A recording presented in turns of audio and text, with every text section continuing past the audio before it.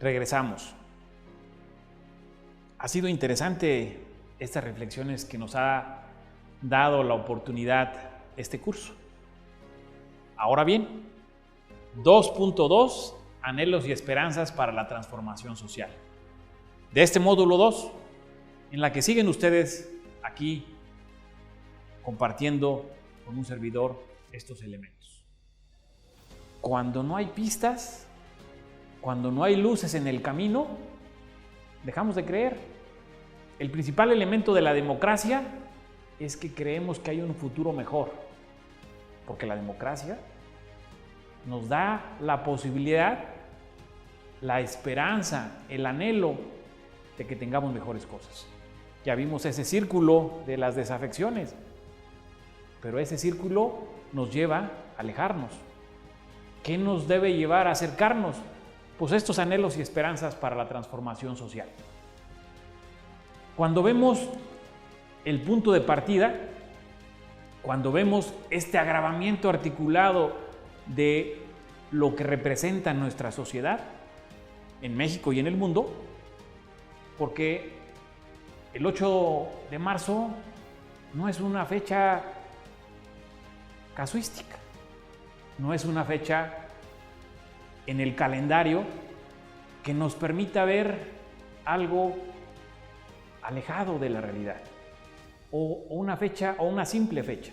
Por el contrario, nos hace entender este agravamiento articulado. Empiezo por ahí, empiezo por el 3, pero no porque sea más importante el 1, el 2 o el 3, sino empiezo por el 3 porque es el que nos ha tocado vivir en los últimos días. El patriarcado. No se puede entender lo que representa la relación entre el hombre y la mujer si no podemos entender lo que representa el patriarcado. Porque es un tema heredado, es un tema que como sociedad reproducimos porque entendemos o hemos entendido que así debe ser. Pero no solamente el patriarcado, el capitalismo. Creemos que la única vía para fortalecer la economía es a través del mercado avasallador, a través del modelo neoliberal, que ya no hay otro modelo en el mundo, que no hay nada alternativo, pareciera, y que no hay nada alternativo y que solamente tenemos que entender lo que vimos en el tema de las desigualdades, que los más ricos se van a hacer más ricos y que los pobres se van a hacer más pobres. Y que para tener la posibilidad de entrar en esa lógica de la movilidad social, nos va a caer en la realidad de que donde nacemos, ahí vamos a morir. Que si nuestros papás estudiaron una licenciatura, seguramente nosotros vamos a estudiar una licenciatura. Si nuestros papás no terminaron la primaria, seguramente nosotros no vamos a terminar la primaria. Eso es una realidad. Esa es una realidad latente en nuestra sociedad. Entonces tenemos que ese agravamiento articulado está en el capitalismo, en nuestro modelo neoliberal, y creemos que no hay nada alternativo. Pero también en esta lógica del colonialismo, es decir, que el norte debe ser más poderoso que el sur. El colonialismo, que necesitamos liderazgos que nos digan qué hacer, donde los liderazgos no pueden ser horizontales, donde tiene que haber una verticalidad, donde no podemos experimentar nuevas formas de relaciones sociales, porque así nos lo han dicho nuestros padres, nuestros abuelos, y nos han dicho que tenemos que esperar a que nos digan qué hacer o cómo dejar de hacer algo. Entonces, este agravamiento articulado nos permite entender que hay que romperlo, que hay que encontrar elementos alternativos, porque si no, ¿dónde vamos a encontrar los anhelos y las esperanzas si esto nos ancla a seguir igual? Si seguimos así, no podemos lograr encontrar mejores posibilidades para nuestros pueblos indígenas. No podemos entender el tema de la discapacidad. No podemos entender a nuestros adultos mayores. Y no podemos entender que la igualdad, la equidad sustantiva de género pueda convertirse en una realidad, porque esto es lo que nos ata, esto es lo que nos detiene para poder encontrar elementos alternativos. Y estos elementos alternativos, ¿cuáles deberían de ser? ¿Cómo deberíamos entenderlos? Primero, que tenemos que reequilibrar de manera urgente la relación de nosotros con la naturaleza, de nosotros con la tecnología, pero también la relación entre nosotros, para que podamos encontrar oportunidades innovadoras reales, oportunidades innovadoras. Por ejemplo, ¿cómo podemos hacer y acrecentar la educación formal? Ya tenemos la tecnología, ahora utilicemos la tecnología para poder llegar a todos los rincones del país, a todas las comunidades. ¿Cómo vamos a lograr ampliar la edad escolar? ¿Cómo vamos a poder generar mejores posibilidades para llegar a todos los rincones con una educación obligatoria, educación básica, bachillerato, media superior o las universidades? Solamente podemos llegar a través de la tecnología, pero también con equidad. No podemos perder de vista que la equidad es el punto de partida.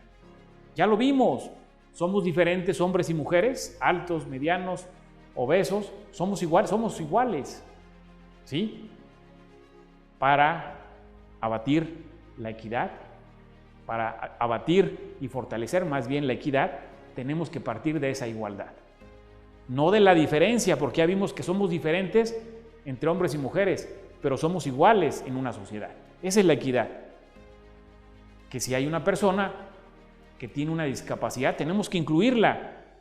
Que si hay una persona que tiene o viene de una población indígena, tenemos que darle esa inclusión.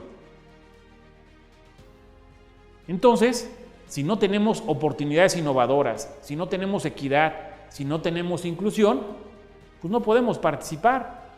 Estamos en un ejercicio de una democracia incipiente, de una participación incipiente o de una ciudadanía analfabeta. Porque para poder ejercer nuestros derechos democráticos, primero tenemos que ser ciudadanos. Y para ser ciudadanos tenemos que estar incluidos en equidad y con oportunidades. Por eso la participación democrática nos da esa posibilidad, ese anhelo, esa esperanza para la transformación social. Ahora, estas alternativas al capitalismo, al colonialismo y al patriarcado, estos elementos alternativos, precisamente es reconvertir esos derechos humanos vigentes. Es decir, nuestros derechos humanos no es que estén mal, pero están limitados. Los derechos humanos que tenemos y que nos rigen, pareciera que son lo que nos detiene de poder ver el bosque, porque solamente vemos parcialmente algunos árboles.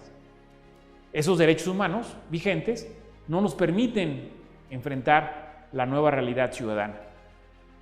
Hay una declaración ciudadana cosmopolita que Boaventura de Sousa ha puesto al debate, y lo que refiere este sociólogo portugués, que es una tendencia en varios países de Occidente, pero también es una referencia en América Latina, y lo que dice precisamente es que hay que tener un pensamiento alternativo, hay que generar alternativas paralelas al desarrollo, hay que construir una democracia participativa, una democracia donde el ciudadano esté en el centro, es decir, el derecho en el centro, los derechos ciudadanos al centro, de abajo hacia arriba, de dentro hacia afuera.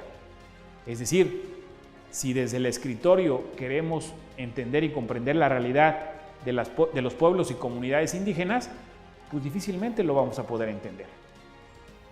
Si queremos entender los movimientos del feminismo desde las oficinas gubernamentales, difícilmente lo podemos entender.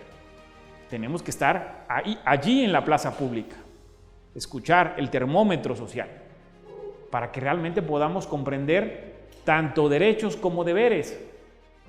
Cuando analizamos los derechos, también tenemos que analizar los deberes. Como ciudadanos tenemos derecho a tener agua en nuestros hogares, pero nuestro deber es cuidarla. No solamente podemos ver parcialmente esos derechos, también tenemos que tener el deber de cuidarla y de atender esa preocupación latente de seguridad nacional en muchos lugares. Ahora, con Tesla, lo que pasó en Monterrey recientemente y ahora con Tesla, evidencia que hay que atender esta problemática, pero con un deber también. Las empresas también tienen deberes, los empresarios. Y ahora se va a cuidar mucho más el agua en Monterrey. Y la llegada de Tesla va a poner la lupa en que no haya una crisis hídrica en esa zona. Zapata, un personaje que todos tenemos en nuestro imaginario, hablaba precisamente de estos elementos fundamentales, de estas libertades, de cómo llegar a lo más cercano al ciudadano, de cómo encontrar esa realidad de estar cercanos a la tierra, pero nosotros formando parte de ella. La tierra no nos pertenece, nosotros pertenecemos a la tierra. Este desarrollo sostenible, hay que sostener lo que la tierra nos da, no solamente para ahora, sino para nuestras futuras generaciones, porque estamos atentando, estamos colapsando nuestra tierra, nuestra madre tierra. Vengo a este taller con muchas expectativas, porque los cursos no deben de ir solamente de los facilitadores, de los que presentan, sino también tiene que ir en una lógica contraria. Y precisamente aquí las preguntas para la reflexión. Les pongo estas 3 preguntas porque solo así podemos partir de nuestras realidades, no de mi realidad, no la realidad del de al lado, sino la realidad nuestra. ¿Qué tipo de ciudadano está ayudando la escuela a constituirse? ¿Cuál es la finalidad de la ciudadanía? ¿Debemos seguir el enfoque antropocéntrico, derechos humanos o derechos de la comunidad de vida? 3 preguntas que si las reflexionamos, seguramente vamos a encontrar muchas luces en el camino. Esos anhelos, esas esperanzas, esas posibilidades alternativas, justamente nos dan si podemos dimensionar estas 3 preguntas que los invito a que reflexionen, que los invito a que con un lápiz, con un papel, con una tableta puedan contestarla. Nos vemos en unos minutos en el siguiente taller.